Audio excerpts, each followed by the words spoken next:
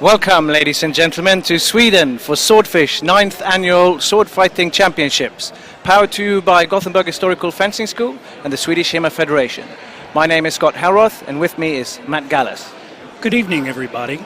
We will start our evening with 3 exhibitions of fencing skill. The first thing we're going to see is a presentation on Polish sabre fencing by Jerzy Miklaszewski of Poland. Second, we'll have a demonstration of longsword technique, German longsword, by some promising young teenage fencers from Sweden. Third, we will have an exhibition of sharp cutting, that's cutting of tatami mats with sharp swords, by Tristan Zukowski of New York. After that, we'll move directly into the finals for this event. The categories that will be shown tonight are sword and buckler, rapier and dagger, sabre, wrestling, ladies longsword, and open longsword. Now we will take a moment and take a look at our sponsors.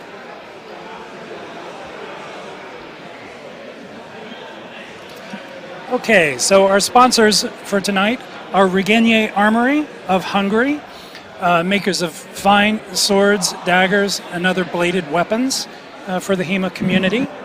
PBT Fencing, PBT Historical Fencing, also of Hungary, a maker of primarily of protective gear, fencing masks, fencing jackets, and other fencing gear.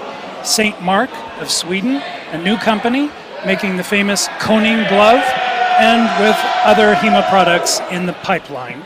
Gagliardoni of Italy, makers of fencing protective gear as well, including some absolutely beautiful jackets with great styling to make you look fantastic when you fence.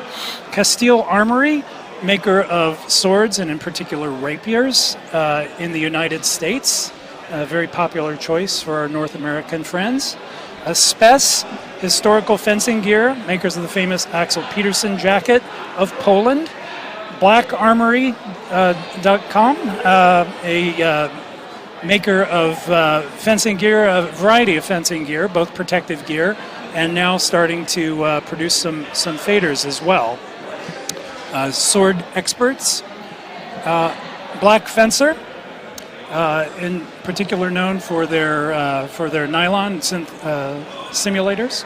Dinelli Armories, maker of fine swords, particular rapiers, but also fine custom work from Marco Dinelli of the UK, and East Studios.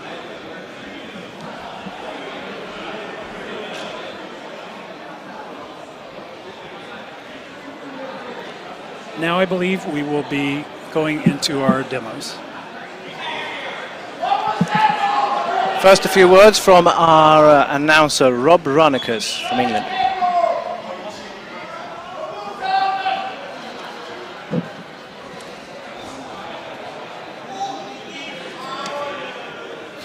So a lot of things have happened this year, Matt. We have a few dark horses, I believe it's called, in our competitions, notably from Germany and from Italy and from Holland. Yes, that's very much the case. I think over the years we've become sort of accustomed to the Swedes and the Nordics dominating these, but we really have a very interesting turnaround this year. We're going to start off this evening's Swordfish with 3 demonstrations. The first one will be of Polish sabre with Jerzy Miklaszewski and Szymon Szyko from Silk Fencing Team, Poland. Okay, so we are moving into our first demo of Polish sabre fencing by Jerzy Miklaszewski of Poland and Szymon Szyko, his assistant. They are of the Silk Fencing Team from Krakow, Poland. Essentially what they're going to be presenting to you is a demonstration of Polish cross-cutting saber play. Essentially what we're talking about is a style of Polish fencing that developed over the years with various influences from both European and Asiatic sources, notably the Turks. And it has a focus on they say cross-cutting. Really, another way of saying that is mouliné, or figure 8. It's a very sort of freewheeling sort of method of wielding the saber. So what you will see is a presentation that will be broken into 3 parts. One will deal with sort of the early method of saber fencing, and then next a type of saber fencing that was influenced by the Turks, and then finally a late period that involved even more flourishes. So that is Jerzy with the beard taking the lead, and his assistant Szymon Sitko.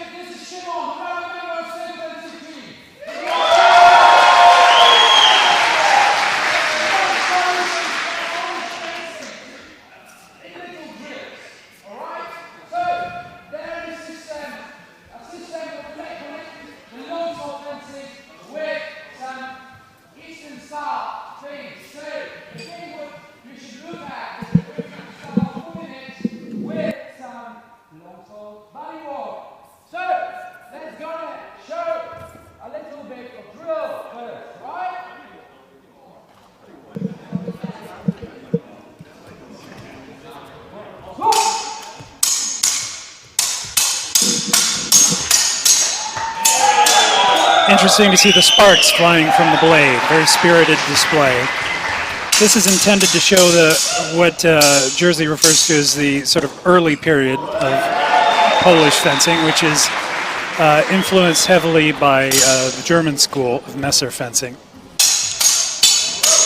In all circumstances in life, Matt, sparks are good. Yes, sparks are one of the best things of fencing. I don't know if they're actually showing up on the screen, but certainly here in this darkened room, they're showing up like magic.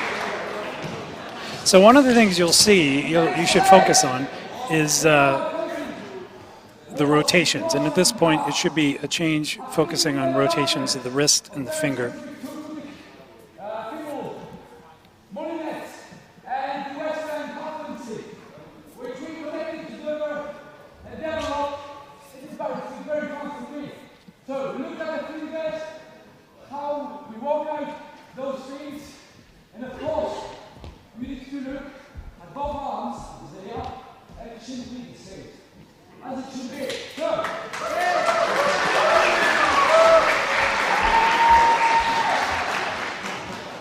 So if you talk to Jerzy, he'll focus a lot on the nature of the grip and the loosening of the fingers to release the grip and allow a much more fluid and flowing style of fencing. And that you see these weapons really spinning around quite quickly in these moulinets. You see that right there. And that's enabled by the special grip and the loosening of the fingers.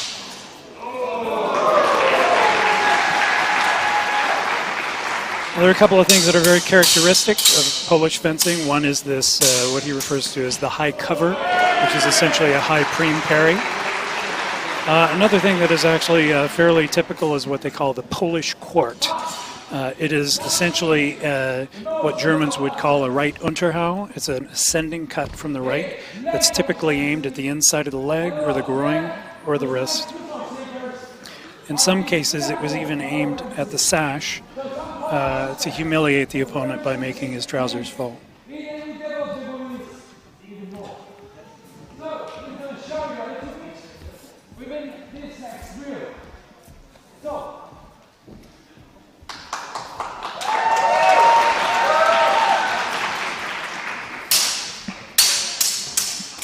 Jerzy competed this year in the sabre tournament, didn't make it all the way, but very far, and this is how he fences as well. A lot of level changes, ducking under the opponent, and of course this advanced wrist movement that you see, which is